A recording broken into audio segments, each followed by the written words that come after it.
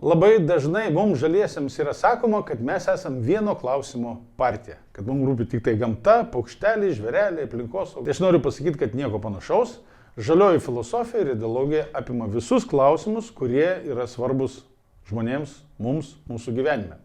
Vienas iš jų yra užsienio politika. Lietuvos žalių partija yra stipriai proeuropietiška.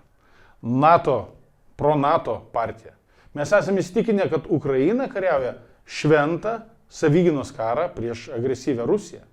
Negana to, mes turime įvertinti šito karo pamokas ir pasiekmes.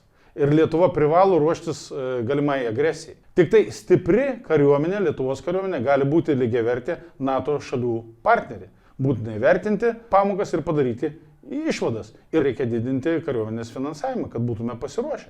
Tačiau iš kitos pusės būtina užtikrinti ir lėšų naudojimo kontrolę. Mes negalime turėti jokių auksinių šaukštų ar kitokių panašių istorijų.